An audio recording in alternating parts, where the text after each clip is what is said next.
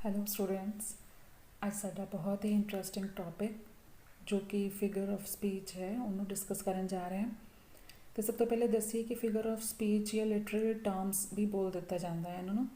Literary terms ਦੇ ਨਾਲ ਕੀ ਭਾਵ ਹੈ, ਇਹਨਾਂ ਨੂੰ ਆਪਾਂ ਲਿਟਰੇਰੀ ਟਰਮ ਵੀ ਲਿਖ ਸਕਦੇ ਹਾਂ। ਅਗਰ ਐਗਜ਼ਾਮ ਦੇ ਵਿੱਚ ਲਿਟਰੇਰੀ ਟਰਮ ਆਏ ਤਾਂ ਕਨਫਿਊਜ਼ ਨਹੀਂ ਹੋਣਾ, ਸੇਮ ਚੀਜ਼ਾਂ ਹੁੰਦੀਆਂ। ਫਿਗਰ ਆਫ ਸਪੀਚ ਜਾਂ ਲਿਟਰੇਰੀ ਟਰਮ ਦੋਨੋਂ ਇੱਕ ਹੀ ਚੀਜ਼ ਹੈ।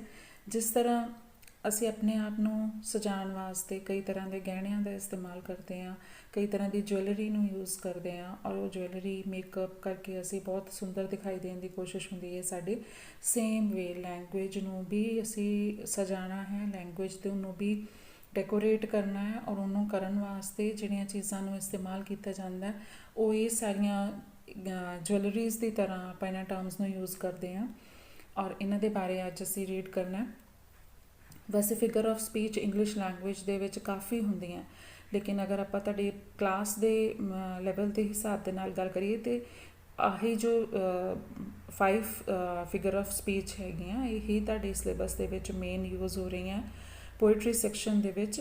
ਸਭ ਤੋਂ ਪਹਿਲੇ ਆਪਾਂ ਗੱਲ ਕਰੀਏ ਸਿਮਲੀ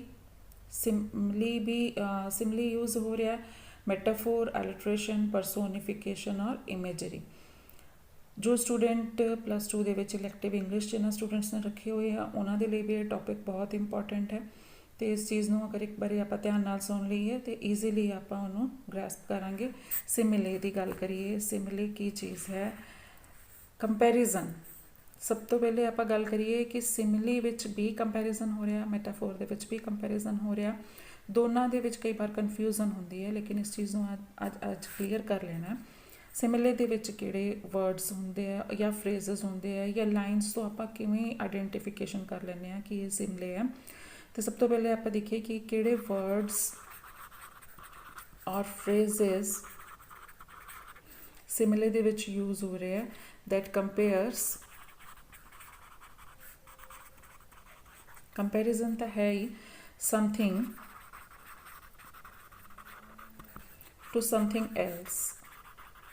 ਇੱਕ ਚੀਜ਼ ਨੂੰ ਦੂਸਰੀ ਚੀਜ਼ ਨਾਲ ਕੰਪੇਅਰ ਕੀਤਾ ਜਾ ਰਿਹਾ, something to something else.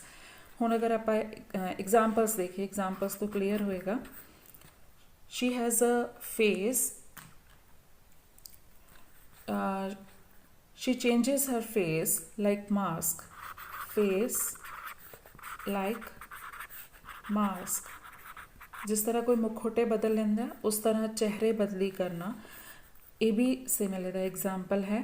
White as snow, ਕਿੰਨਾ ਵਾਈਟ, ਵਾਈਟਨੈਸ ਨੂੰ ਕੰਪੇਅਰ ਕੀਤਾ, ਉਹਦੀ ਵਾਈਟ ਕੰਪਲੈਕਸ ਨੂੰ, ਉਹਦੇ ਕਲਰ ਨੂੰ ਕੰਪੇਅਰ ਕੀਤਾ ਸਨੋ, ਇੰਨਾ ਜ਼ਿਆਦਾ ਵਾਈਟ ਜਿਵੇਂ ਕਿ ਬਰਫ਼ ਹੁੰਦੀ ਹੈ। ਔਰ ਦੋ ਚੀਜ਼ਾਂ ਨੂੰ ਕੰਪੈਰੀਜ਼ਨ ਕਰਨ ਦੀ ਗੱਲ ਇੱਥੇ ਹੋਈ, ਫੇਸ ਨੂੰ ਕੰਪੈਰੀਜ਼ਨ ਕੀਤਾ ਟੂ ਸਮਥਿੰਗ ਐਲਸ ਔਰ ਸਮਥਿੰਗ ਐਲਸ ਕੀ ਹੈ? Mask. White is something which is compare to snow. Next, your voice is like koel. ਕੋਇਲ ਨੂੰ ਵੈਸੇ ਨਾਈਟਿੰਗੇਲ ਵੀ ਬੋਲ ਦਿੰਦੇ ਆ, ਲੇਕਿਨ ਕੋਇਲ ਵੀ ਇਸ ਤਰ੍ਹਾਂ ਆਪਾਂ ਯੂਜ਼ ਕਰ ਦਿੰਦੇ ਹਾਂ ਕਈ ਵਾਰ, ਅਤੇ ਲਾਈਕ ਵਰਡ ਯੂਜ਼ ਹੋਇਆ। ਵੋਇਸ ਦਾ ਕੰਪੈਰੀਜ਼ਨ, ਕੋਇਲ ਦੀ ਆਵਾਜ਼ ਬਹੁਤ ਜ਼ਿਆਦਾ ਸੁਰੀਲੀ ਮਿੱਠੀ ਮੰਨੀ ਜਾਂਦੀ ਹੈ, ਅਤੇ ਕਿਸੇ ਨੂੰ ਅਗਰ ਆਪਾਂ ਇਹ ਕਹਿਣਾ ਹੋਏ ਕਿ ਤੁਹਾਡੀ ਆਵਾਜ਼ ਬਹੁਤ ਹੀ ਸੁਰੀਲੀ ਹੈ ਅਤੇ ਆਪਾਂ ਉਹਦਾ ਕੰਪੈਰੀਜ਼ਨ ਕੋਇਲ ਨਾਲ ਕਰ ਦਿੰਦੇ ਹਾਂ। Brave, he is brave as line, ਉਹ ਸ਼ੇਰ ਦੀ ਤਰ੍ਹਾਂ ਬਹਾਦਰ ਹੈ, ਸ਼ੇਰ ਮੰਨਿਆ ਹੋਇਆ ਹੈ ਆਪਣੀ ਬਹਾਦਰੀ ਲਈ, ਅਤੇ ਬਹਾਦਰੀ ਦਾ ਕੰਪੈਰੀਜ਼ਨ ਹੋ ਰਿਹਾ ਲਾਇਨ ਦੇ ਨਾਲ। ਹੀ is strong as aux, aux ਨੂੰ ਮੰਨਿਆ ਗਿਆ ਕਿ ਬਹੁਤ ਜ਼ਿਆਦਾ ਸਟਰੋਂਗ ਹੈ, ਕੰਮ ਕਰਨ ਲਈ ਬਹੁਤ ਜ਼ਿਆਦਾ ਉਹਦੇ 'ਚ ਤਾਕਤ ਹੈ, ਅਤੇ ਸਟਰੋਂਗਨੈਸ ਨੂੰ ਕੰਪੇਅਰ ਕੀਤਾ ਔਕਸ ਦੀ ਤਰ੍ਹਾਂ। ਹਰ ਚੀਕਸ ਆਰ ਰੈਡ ਲਾਈਕ ਰੋਜ਼, ਚੀਕਸ ਨੂੰ ਕੰਪੇਅਰ ਕੀਤਾ ਰੋਜ਼ ਦੇ ਨਾਲ, ਇੰਨੇ ਲਾਲ ਹੈ ਜਿਵੇਂ ਕਿ ਰੋਜ਼ ਦਾ ਕਲਰ ਹੈ। He is so funny as monkey, funny ਨੂੰ ਕੰਪੇਅਰ ਕਿੰਨਾ ਜ਼ਿਆਦਾ ਫਨੀ ਹੈ ਜਿਵੇਂ ਕਿ ਮੰਕੀ ਹੈ। He is so cunning, cunning ਦਾ ਮਤਲਬ ਸਮਝਦੇ ਹਾਂ ਬਹੁਤ ਜ਼ਿਆਦਾ ਚਲਾਕ, ਔਰ ਚਲਾਕੀ ਦੇ ਲਈ ਕੌਣ ਫੇਮਸ ਹੈ? ਫੌਕਸ, ਇੰਨਾ ਚਲਾਕ ਜਿਵੇਂ ਲੋਮੜੀ ਹੈ। He is his future is bright as sunshine. ਉਹ ਇੰਨਾ ਬ੍ਰਾਈਟ ਹੈ ਜਿਵੇਂ ਕਿ ਧੁੱਪ ਦੀ ਰੋਸ਼ਨੀ ਹੋਵੇ. He is so cute as kitten. The child is so cute as kitten. Kitten ਬਿੱਲੀ ਦਾ ਬੱਚਾ, the young one of cat ਲਈ यूज़ ਹੁੰਦਾ ਔਰ ਬਹੁਤ ਪਿਆਰਾ ਲੱਗਦਾ ਹੈ ਛੋਟਾ ਜਿਹਾ ਉਹ ਬੱਚਾ. ਅਤੇ ਕਿਊਟਨੈਸ ਨੂੰ, ਕਿਸੇ ਬੱਚੇ ਦੀ ਕਿਊਟਨੈਸ ਨੂੰ ਕੰਪੈਰੀਜ਼ਨ ਇੱਥੇ ਕੀਤਾ ਹੈ ਕਿਟਨ ਦੀ ਕਿਊਟਨੈਸ ਦੇ ਨਾਲ. ਅਤੇ ਇੱਥੇ ਅਗਰ ਤੁਸੀਂ ਹੁਣ ਧਿਆਨ ਦੇਵੋ ਅਤੇ ਕਿਹੜੇ ਵਰਡਸ ਨੂੰ ਹੈਲਪ ਲੈ ਰਹੇ ਹਾਂ ਆਪਾਂ ਕੰਪੈਰੀਜ਼ਨ ਕਰਨ ਲਈ. ਲਾਈਕ, ਐਜ਼, ਲਾਈਕ,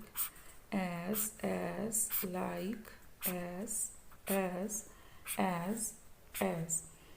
ਅਤੇ ਸਿਮਿਲਰ ਜਿੱਥੇ ਵੀ ਯੂਜ਼ ਹੋ ਰਿਹਾ ਇੱਥੇ ਇਹਦਾ ਪਹਿਚਾਨ ਕਰਨ ਲਈ ਤੁਸੀਂ ਦੇਖ ਸਕਦੇ ਹਾਂ ਐਜ਼ ਜਾਂ ਲਾਈਕ ਵਰਡ ਲੱਗਿਆ ਹੋਇਆ. Second figure of speech is metaphor. Metaphor ਦੇ ਵਿੱਚ ਵੀ ਕੰਪੈਰੀਜ਼ਨ ਹੈ ਔਰ ਦੋ ਚੀਜ਼ਾਂ ਦੇ ਵਿੱਚ ਕੰਪੈਰੀਜ਼ਨ ਐਜ਼ ਜਾਂ ਲਾਈਕ ਵਰਡ ਤੋਂ ਬਗੈਰ, ਜਿਸ ਤਰ੍ਹਾਂ ਸਿਮਿਲੇ ਵਿੱਚ ਸੀਗਾ, ਲੇਕਿਨ ਇਹਦੇ ਵਿੱਚ ਐਜ਼ ਔਰ ਲਾਈਕ ਵਰਡ ਨਹੀਂ ਯੂਜ਼ ਹੁੰਦਾ.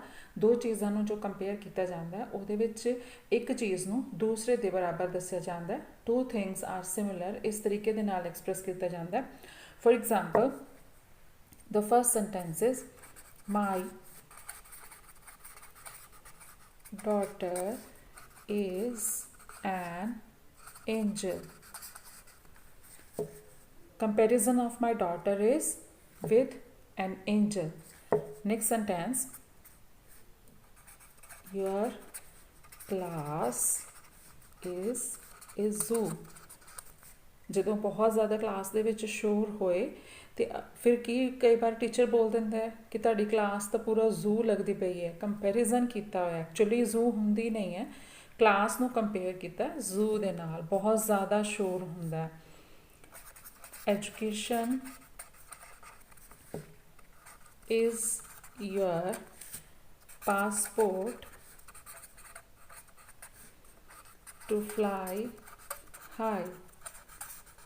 ਐਜੂਕੇਸ਼ਨ ਨੂੰ ਕੰਪੇਅਰ ਕੀਤਾ ਪਾਸਪੋਰਟ ਦੇ ਨਾਲ. ਪਾਸਪੋਰਟ ਹੋਏਗਾ ਤੇ ਅਸੀਂ ਪ੍ਰਮੋਟ ਕਰ ਸਕਦੇ ਹਾਂ, ਇੱਕ ਜਗ੍ਹਾ ਤੋਂ ਦੂਸਰੀ ਜਗ੍ਹਾ ਜਾ ਸਕਦੇ ਹਾਂ, ਤੇ ਐਜੂਕੇਸ਼ਨ ਵੀ ਸਾਨੂੰ ਪ੍ਰਮੋਟ ਕਰਦੀ ਹੈ. ਕੰਪੈਰੀਜ਼ਨ ਕੀਤਾ ਹੋਇਆ. ਹੀ is the sunshine of my life means is importance. ਉਹਦੀ ਇੰਪੋਰਟੈਂਸ ਸਾਡੀ ਲਾਈਫ ਦੇ ਵਿੱਚ ਕੀ ਹੈ ਜਿਹੀ ਹੈ, ਜਿਹੋ ਜਿਹੀ ਸਨਸ਼ਾਈਨ ਹੈ. ਇਸ ਤਰੀਕੇ ਦੇ ਨਾਲ ਆਪਾਂ ਜੋ ਵੀ ਐਗਜ਼ਾਮਪਲ ਮੈਟਾਫੋਰ ਦੇ ਵਿੱਚ ਯੂਜ਼ ਕੀਤੇ ਆ ਉਹਨਾਂ ਨੂੰ ਫਿਰ ਦੁਬਾਰਾ ਦੇਖੀਏ. ਦੋ ਚੀਜ਼ਾਂ ਨੂੰ, ਟੂ ਥਿੰਗਸ ਨੂੰ ਕੰਪੇਅਰ ਕੀਤਾ ਹੋਇਆ. ਇਹਦੇ ਵਿੱਚ ਫਸਟ ਥਿੰਗ ਦੇਖੀਏ ਮਾਈ ਡਾਟਰ, ਔਰ ਉਹਨੂੰ ਕੰਪੇਅਰ ਕੀਤਾ ਐਂਜਲ ਦੇ ਨਾਲ. ਦੈਨ ਕਲਾਸ ਨੂੰ ਕੰਪੇਅਰ ਕੀਤਾ ਜ਼ੂ ਦੇ ਨਾਲ. ਐਜੂਕੇਸ਼ਨ ਨੂੰ ਕੰਪੇਅਰ ਕੀਤਾ ਪਾਸਪੋਰਟ ਦੇ ਨਾਲ, ਔਰ ਹੀ ਨੂੰ ਕੰਪੇਅਰ ਕੀਤਾ ਸਨਸ਼ਾਈਨ ਦੇ ਨਾਲ. ਅਤੇ ਇਸ ਤਰੀਕੇ ਦੇ ਨਾਲ ਮੈਟਾਫੋਰ ਹੋ ਜਾਂਦਾ. ਨੈਕਸਟ ਦੇਖੀਏ, next figure of speech alliteration. Alliteration means repetition of same sound of consonants. ਕੌਨਸੋਨੈਂਟ ਦੀ ਇੱਕੋ ਹੀ ਤਰ੍ਹਾਂ ਦੀ ਆਵਾਜ਼ ਜਿੱਥੇ ਬਾਰ-ਬਾਰ ਆ ਰਹੀ ਹੈ ਉੱਥੇ ਐਲਿਟਰੇਸ਼ਨ ਯੂਜ਼ ਹੋ ਜਾਂਦਾ. ਜਿਸ ਤਰ੍ਹਾਂ ਅਸੀਂ ਇੱਕ ਤੁਸੀਂ ਸੁਣਿਆ ਹੋਏਗਾ ਪੰਜਾਬੀ ਜਾਂ ਹਿੰਦੀ ਦੇ ਵਿੱਚ ਜਿਹੜੀ ਸਾਊਂਡਸ ਬਾਰ-ਬਾਰ ਰਿਪੀਟ ਹੁੰਦੀਆਂ. ਚੰਦੂ ਕੇ ਚਾਚਾ ਨੇ ਚੰਦੂ ਕੀ ਚਾਚੀ ਕੋ ਚਾਂਦੀ ਕੇ ਚਮਚ ਸੇ ਚਾਂਦਨੀ ਚੌਂਕ ਮੇਂ ਚਟਨੀ ਚਟਾਈ, ਤੋਂ ਚ ਦੀ ਰਿਪੀਟੇਸ਼ਨ ਹੋ ਗਈ ਇੱਥੇ. It is an example of alliteration. Same way English ਦੇ ਵਿੱਚ ਅਗਰ ਆਪਾਂ ਲਿਖਦੇ ਹਾਂ little Lucy like light, l ਦੀ ਜੋ ਸਾਊਂਡ ਹੈ. ਨੈਕਸਟ ਹੈ sheep should sleep in shed. sh the sound ਆ ਗਈ. Same my dear dear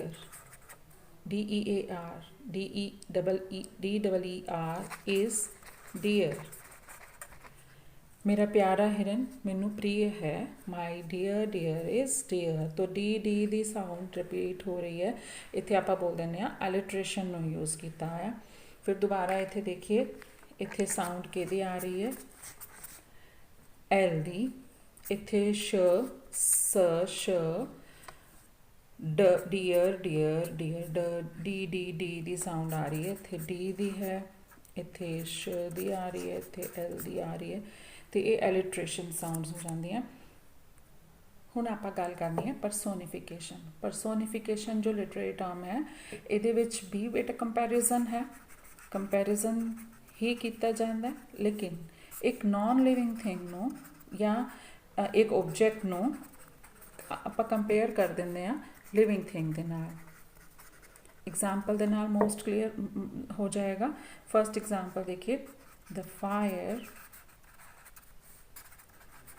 swallowed the entire forest। ਅੱਗ ਪੂਰੇ ਜੰਗਲ ਨੂੰ ਨਿਗਲ ਗਈ। ਅੱਗ ਕਿਵੇਂ ਨਿਗਲ ਸਕਦੀ ਹੈ? ਅੱਗ ਨਹੀਂ ਨਿਗਲ ਸਕਦੀ ਹੈ, ਅੱਗ ਨੇ ਜਲਾ ਕੇ ਉਹਨੂੰ ਖਤਮ ਕਰ ਦਿੱਤਾ। ਲੇਕਿਨ ਆਪਾਂ ਕਿਉਂਕਿ ਲੈਂਗੁਏਜ ਨੂੰ ਡੈਕੋਰੇਟ ਕਰਨਾ ਹੈ, ਲੈਂਗੁਏਜ ਨੂੰ ਆਪਾਂ ਸਜਾ ਕੇ ਲਿਖਣਾ ਹੈ, ਇੰਪ੍ਰੈਸਿਵ ਬਣਾਉਣ ਵਾਸਤੇ ਆਪਾਂ ਇਸ ਫਿਗਰ ਆਫ ਸਪੀਚ ਨੂੰ ਯੂਜ਼ ਕਰ ਰਹੇ ਹਾਂ। ਅਤੇ ਫਾਇਰ ਨੂੰ ਕੰਪੇਅਰ ਕੀਤਾ ਕਿ ਉਹ ਐਜ਼ ਅ ਹਿਊਮਨ ਬੀਇੰਗ ਕੋਈ ਚੀਜ਼ ਨੂੰ ਸਵੈਲੋ ਕੀਤਾ ਉਹਨੇ। नेक्स्ट सेंटेंस देखिए, angry clouds are making noise. Clouds angry नहीं हो सकते, एंग्री होना ह्यूमन बीइंग का काम है या एक लिविंग थिंग का काम है। क्लाउड्स एंग्री नहीं हो सकते, लेकिन असी उन्होंने कंपेयर किया। जिस तरह की ताड़ी poem prayer of the woods दे विच भी परसोनीफिकेशन ही मेजर टर्म यूज़ हुई है। वुड्स या जंगल बेनती नहीं कर सकते, लेकिन वो एक इंसान की तरह उन्होंने कंपेयर किया है कि वो रिक्वेस्ट करता पाया that they should not be harm. Next sentence, the sun smiled. सूरज मुस्कुरा नहीं सकता, लेकिन असी इत्थे लिखा है the sun smiled and chased me. मेरे पिछे पिछे आ रहा सी, मतलब धुप आ रही है मेरे नाल नाल। इसे तरीके दे नाल द फ्लावर्स आर डांसिंग। फुल नच नहीं सकते, लेकिन कंपेरिजन किया हुआ as a living thing. Again the waves of sea get tired. Waves कभी थकदियाँ नहीं है, लेकिन जो मध्यम हो जान या हौली पै जान तो उन्होंने कंपेयर किया है वेव्स नू कि वो थक गई हैं। हुण देखिए इत्थे फर्स्ट सेंटेंस तो फायर नू कंपेयर किया कि स्वैलो उन्हें कर लिया, उन्हें निगल लिया। इत्थे क्लाउड्स नू एंग्री दे नाल कंपेयर किया है, सन स्माइल करता पाया, फ्लावर्स डांस करते पे एंड वेव्स टायर्ड हो गई। ये सारी ही जो ऑब्जेक्ट या थिंग्स हैगियां, नॉन लिविंग थिंग्स हैगियां, इन्हों आपां अगर as a human being compare किया तो वो किहड़ी टर्म दे विच आ जाणियां? परसोनीफिकेशन दे विच आ जाणियां। नैक्सट है इमेजरी। इमेजरी किसी चीज़ की इमेजिनेशन करना। कई बार पोएट या राइटर इन्ना अच्छा लिखते हैं, वो अपने शब्दों के नाल इन्ना अच्छा चित्र खिंच देंगे है कि वो इवें लगता है कि बहुत ही अच्छी इमेजिनेशन को क्रिएट किया। फॉर एग्जाम्पल मैं दसा, +1 दे विच तुसीं एक लैसन रीड किया सीगा, the portrait of a lady, in which Khushwant Singh create the picture of his grandmother. Imagination ही बना दी सी। इस तरीके दे नाल पोएट भी इमेजिनेशन की दुनिया दे विच जदों सानू अपने शब्दां राहीं लै जांदा है, वर्ड्स दे राहीं सानू उत्थे पहुँचा दिंदा है, तो फिर उहनूं इमेजरी बोल दिंदे आ। आपां कह सकते हैं कि ये किस तरह की इमेजिनेशन नू क्रिएट करने वाली इमेजिनेशन क्रिएट हो रही है थ्रू वर्ड्स। तो सब तो पहले आपां देखिए कि किहड़ी चीज़ों के विच आपां इमेजिन कर सकते हैं। सुनना, कुछ इहो जिहियां आवाज़ां जिन्होंने आपां कहिए कि सुन के ही असीं उत्थे पहुँच जाते हैं, या टच किए बगैर भी सानूं लगदा असीं टच किया। टेस्ट, स्मैल एंड सी। हुण इहदे एग्जाम्पल देखते हैं। अगर आपां कुछ इमेजिन करना चाहते कि असीं की सुनिया, तो उत्थे वर्ड्स यूज़ हो रहे हैं। For example, the chirp of birds। पंछियां दी चहचहाहट, पंछियां दा चहकना। जो इन्नी गल बोल दी तो असीं उन्होंने इमेजिन कर सकते हैं। ਟੱਚ ਦੇ ਵਿੱਚ ਦੇਖੀਏ, ਅਗਰ ਬੋਲ ਦਿੱਤਾ ਜਾਂਦਾ ਹੈ ਕਿ there was a warm breeze blowing there, ਗਰਮ ਹਵਾ ਚੱਲ ਰਹੀ ਸੀ ਤੇ ਅਸੀਂ ਗਰਮ ਨੂੰ ਟੱਚ ਨਹੀਂ ਕੀਤਾ ਲੇਕਿਨ ਅਸੀਂ ਇਮੇਜਿਨ ਕਰ ਸਕਦੇ ਹਾਂ। ਦੈਨ ਟੇਸਟ ਦੇ ਲਈ ਅਗਰ ਯੂਜ਼ ਕੀਤਾ ਜਾਏ, a cold glass of lemonade, ਅਸੀਂ ਉਹਨੂੰ ਪੀਤਾ ਨਹੀਂ, ਅਸੀਂ ਟੇਸਟ ਨਹੀਂ ਕੀਤਾ, ਲੇਕਿਨ ਜਦੋਂ ਇਹ ਵਰਡ ਸਾਡੇ ਸਾਹਮਣੇ ਆਉਂਦੇ ਆ ਤੇ ਸਾਡੀ ਇਮੇਜਿਨੇਸ਼ਨ ਦੇ ਵਿੱਚ ਕੀ ਹੋ ਜਾਂਦਾ ਕਿ we are going to test it, ਜਾਂ ਅਸੀਂ ਟੇਸਟ ਕੀਤਾ, ਸਾਨੂੰ ਉਹ ਤੋਂ ਹੀ ਇੱਕ ਸੈਂਸ ਆਉਣੀ ਸ਼ੁਰੂ ਹੋ ਜਾਂਦੀ ਹੈ, smelled. If suppose there are words fresh orange, ਤੇ ਸਾਡੀ ਸੈਂਸ ਕਿੱਥੇ ਪਹੁੰਚ ਜਾਂਦੀ ਹੈ, ਐਗਜ਼ੈਕਟਲੀ ਔਰੇਂਜ ਦੀ ਫਰੈਸ਼ਨੈਸ 'ਤੇ ਪਹੁੰਚ ਜਾਂਦੀ ਹੈ। ਸੇਮ ਵੇ ਸੀ, ਅਗਰ ਇੱਥੇ ਸੈਂਟੈਂਸ ਆ ਜਾਂਦਾ ਕਿ I saw that there was a full moon in a black sky, ਤੇ ਇਹ ਵਰਡਸ ਵੀ ਕੀ ਕਰਦੇ ਆ, ਇੱਕ ਪਿਕਚਰ ਕ੍ਰੀਏਟ ਕਰਦੇ ਆ, ਇੱਕ ਸਮੈਲ ਕ੍ਰੀਏਟ ਕਰਦੇ ਆ, ਇੱਕ ਟੇਸਟ ਕ੍ਰੀਏਟ ਕੀਤਾ, ਇੱਕ ਟੱਚ ਹੋਣ ਦੀ ਸੈਂਸ ਕ੍ਰੀਏਟ ਕੀਤੀ ਹੈ, ਔਰ ਇੱਥੇ ਵੀ ਸੁਣਨੇ ਦੀ ਸੈਂਸ ਨੂੰ ਕ੍ਰੀਏਟ ਕੀਤਾ। These all are the example of imagery.